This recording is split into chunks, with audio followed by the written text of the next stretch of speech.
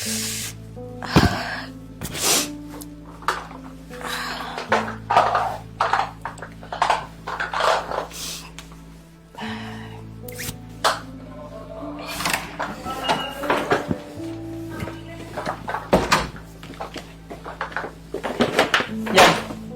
Binigyan kita ng magandang damit. Isuot mo yan pagdating ng kumpare ko. Gusto ko, maganda ka mamaya at hindi yan mukhang losyang. At itong tatandaan mo, ayaw na ayaw kung mapapahiya ako sa kumpare ko. Kaya gawin mo na lang lahat ng pinag-uutos ko sa'yo. Maliwanag? Melvin, bakit mo ginagawa sa akin to? Melvin, asawa mo ko! Respetuhin mo naman ako! Sa panahon ngayon, kailangan na natin maging praktikal. Asawa o ano man tawag dyan, wala akong pakialam. Ang mahalaga sa akin, pera. Kaya gawin mo na lang lahat ng pinagagawa ko sa'yo. Kesa pareho tayong mamatay sa gutom.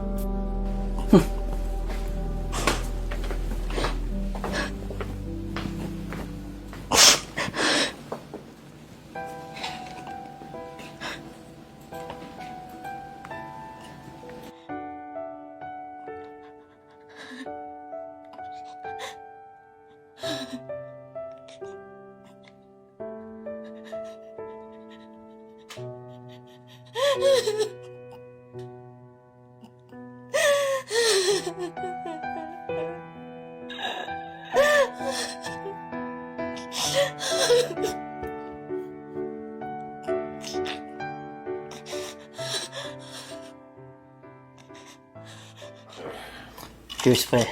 Cheers. Pre, mamaya lang, darating na yung sorpresa ko sa'yo. Sigurado, mag-e-enjoy ka. Siguraduhin mo lang, kumpare. Dahil gaya na pag-usapan natin, pag ako nag-enjoy, bayad lahat ng utang mo sa akin. Huwag kang mag-alala. Kailan ba kita binigo? Ha? Kung sa bagay. Cheers. Cheers. Oh, ayan na pala siya.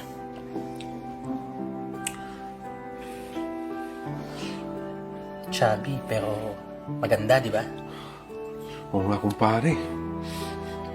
Malaman. Lumapit ka nga rito.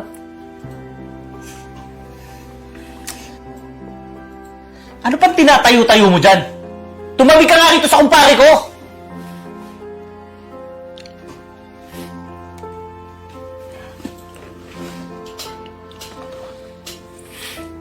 Ayos.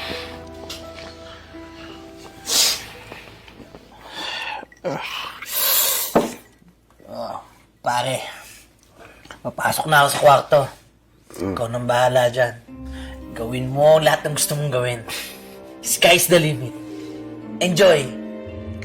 Ay, kumpare, ako na bahala dito. Matulog ka na dun sa kwarto. Sige.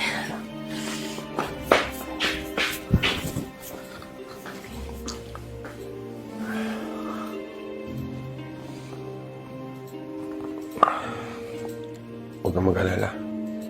Wala akong gagawin masama sa'yo. Anong ibig mong sabihin?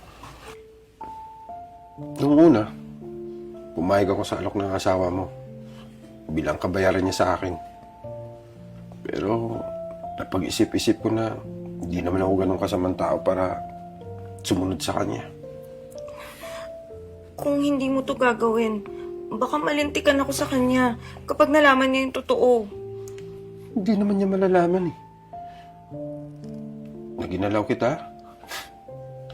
Ang sabihin mo na lang sa kanya, ganito, sabihin mo, nag-enjoy ako. Tapos.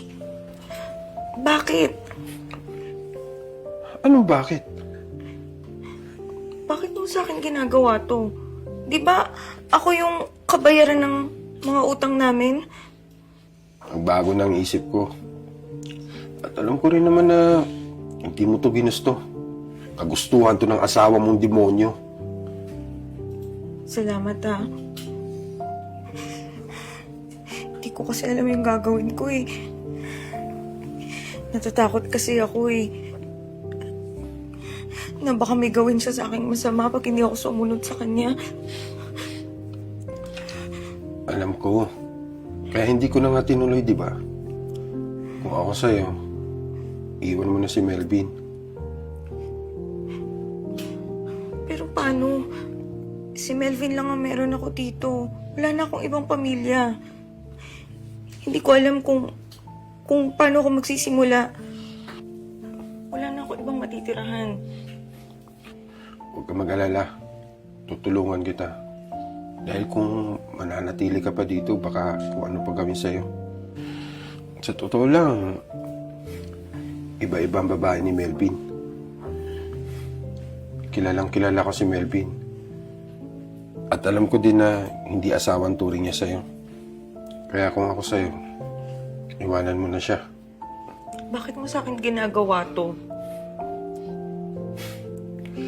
Dahil mabait kang tao. Tsaka, hindi mo deserve yung ganitong trato sa'yo. Salamat ha.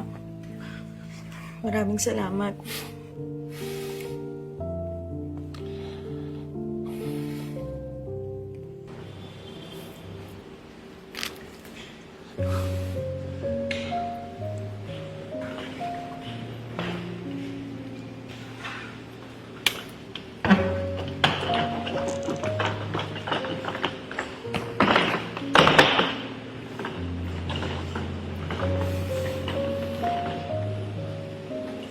Sakto.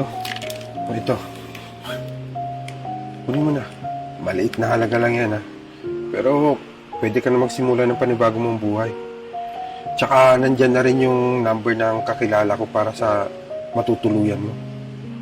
At siya na rin tutulong sa'yo para magkaroon ka ng trabaho. Huwag ka mag-alala. Hindi malalaman ni Melvin to. Maraming salamat ha. Hindi ko alam kung paano ako makakabawi sa'yo. Huwag mo nang isipin yun. Ang importante, nakaalis ka na sa poder ni Melvin. Asawa mo. O paano? Sige na. Alis na rin ako. Mag-iingat ka na, ha? Maraming salamat, JM.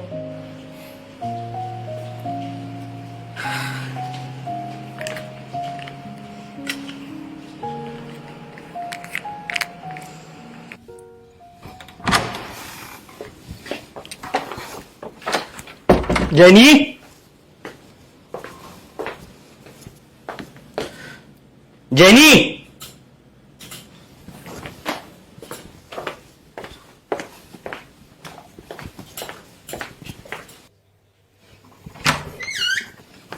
Jenny? Jenny!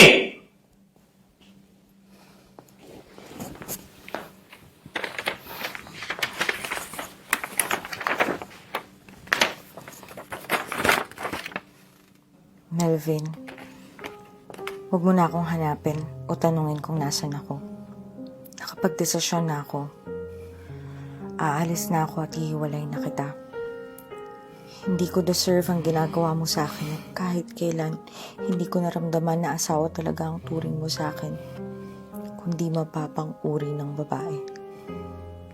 Mas maganda na ito at alam ko simula ngayon ay matatahimik na ang buhay ko. Sana maisip mo pang magbago para kung dumating man ang araw na makakahanap ka ulit ng ibang babae, ay huwag mo nang gawin ang ginagawa mo sa akin. Walang sino mang babae ang deserve na babuyan at lapas tanganin ng lalaking katulad mo. Ipagpapasa Diyos ko na lang ang lahat.